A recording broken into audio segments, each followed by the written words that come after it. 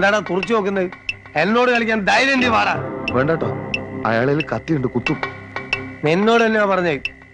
രാജു, തന്നോട് കളിക്കാൻ ഞാനുണ്ട്.